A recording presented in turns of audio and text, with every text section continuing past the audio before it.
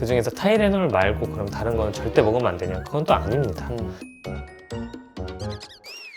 안녕하세요. 산소형제TV의 미니아빠 슈니아빠입니다. 임신 중에 참 많이 아프시죠? 네, 머리도 아프고 허리도 아프고 무릎도 아프고 이렇게 막 아픈 데도 많은데 약 먹는 게 두려워가지고 진통제를 이거 먹어도 되나?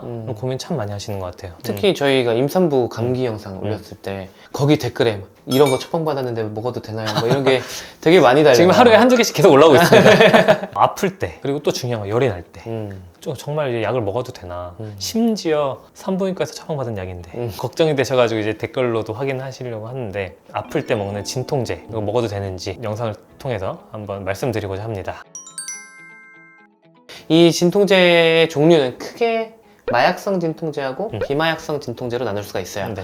근데 오늘 마약성 진통제를 이야기하기 좀 그렇죠. 그래서 우리가 흔히 처방받고 약국에서 사 먹는 약인 비마약성 진통제에 대한 이야기를 좀 하려고 합니다. 네. 이 비마약성 진통제는 이제 크게 두 가지로 또 분류가 돼요. 이제 하나는 우리 흔히 먹는 타이레놀, 그러니까 이제 아세트아미노펜.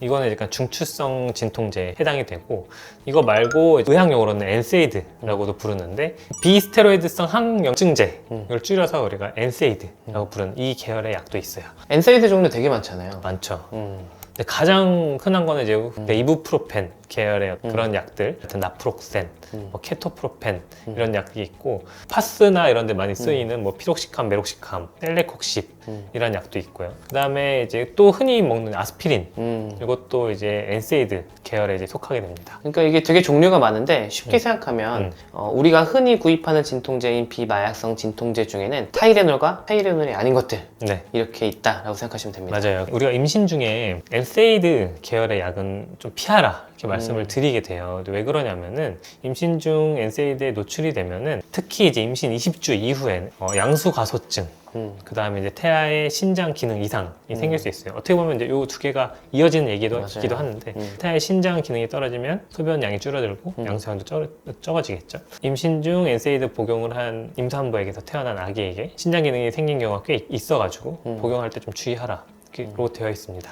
근데 이제 어쩔 수 없이 이 엔세이드 계열을 드셔야 되는 분들이 있어요. 특히 이제 류마티스 질환 같이 이제 염증이 좀 많이 일어나고 자가 면역 이런 문제들 때문에 엔세이드를 꼭 드셔야 되는 분들이 있는데 20주까지는 그래도 엔세이드를 좀 복용을 하고 20주 이후에는 가능하면 다른 계열의 약으로 바꾸고, 만약에 바꿨는데 그 약이 잘 듣지 않는다 그러면은 엔세이드를 사용하면서 아기의 양수량이나 신장 기능 같은 것들을 면밀히 모니터링하면서 약을 좀 투여할 수도 있습니다. 이게 엔세이드 약이 아기들한테 끼치는 영향이 쉽게 설명드리면 혈관을 좀 수축한다 이렇게 생각하시면 편해요. 그래서 신장 기능이 떨어진다고 얘기할 때 그 이유를 신장 쪽 혈관들이 좀 수축하니까 소변도 안 나오고 신장이 떨어진다 이렇게 말씀드릴 수가 있고, 그 다음에 동맥관 개존증 제 영상을 찍어드린 적이 있는데 이 동맥관이라는 혈관도 이제 이런 엔세이드 약물 때문에 좀 축할 수가 있어요. 거꾸로 이제 태어나서 동맥관 개전증이 계속 있는 아기 같은 경우는 엔세이드로 치료를 하잖아요. 네, 맞아요. 그런데 그런 경우가 아니라 일반적인 경우에는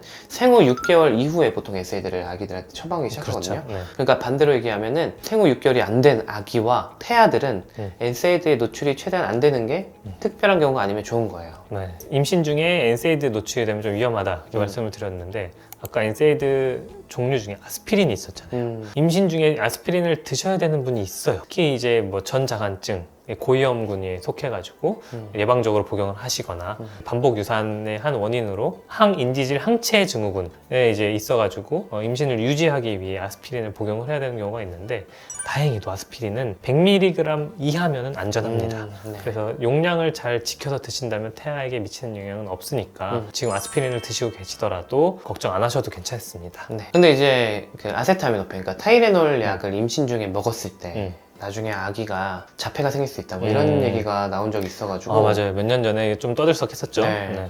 도대체 임신 중에 뭘 먹으라는 거냐 약간 이런 얘기가 좀 있었는데, 그게 이제 굉장히 큰 저널이라고 하죠. 거기에 실려가지고 이슈가 좀 더 크게 됐었던 것 같아요. 근데 그 논문을 좀 자세히 들여다보면은 이게 연구 과정에 여러 가지 한계점이 좀 있습니다. 그리고 심지어 최근 2024년 4월에 나온 연구 결과로는 임신 중에 타이레놀 복용이 아기의 자폐나 지능에 연관이 없다, 이런 연구도 이제 다시 나오고 있어요. 아무리 크고 저명한 저널에 게재된 논문이다 하더라도 연구 하나만 가지고 정설이 바뀌지는 않습니다. 네.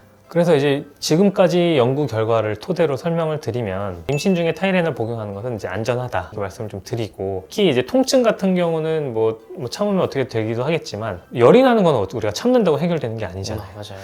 우리가 근데 임신 중에 39도 이상의 고열이 생기게 되면 태아의 신경계 발달에 큰 문제가 생길 수가 있어요. 그래서 아무리 타이레놀이 태아에게 미치는 영향이 뭐 조금이라도 있다 하더라도 그 고열을 방치해서 아기한테 문제 생기는 것보다 타이레놀을 단기간 복용해서 열을 떨어뜨리는 게 훨씬 더 태아에게 유리한 방법입니다. 맞아요. 그리고 이제 가장 중요한 거는 아까 우리가 앞에서 NSAID는 최대한 안 먹는 게 좋다, 최대한 피해야 된다 이렇게 말씀을 드렸던 것처럼, 그럼 먹을 게 타이레놀밖에 없어요.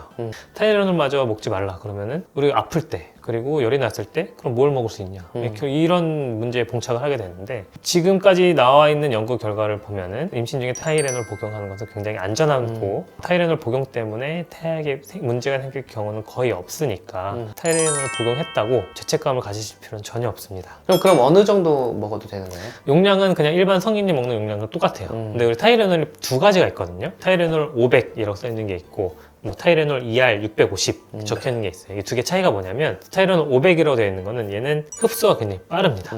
몸에 들어가자마자 바로 흡수가 되는, 그래서 진통 효과가 좀 빨리 나타나는, 그래서 용량을 500만 쓰게 되고, ER 이거는 이제 서방정이죠. 우리가 몸에 들어가서 천천히 녹아가지고 대신에 길게 보통 이제 8시간 정도 작동을 하게 되는데, 이 500짜리는 하루에 8알 4,000까지 드셔도 돼요. 그리고 650짜리는 하루에 6알 3,900. 3,900. 그거 비슷하네요. 네. 그러니까 총 용량은 비슷해요. 24시간 이내에 한 4,000을 넘지 않는 선에서 타이레놀을 복용한다면은 그거는 임신 중이라도 괜찮다.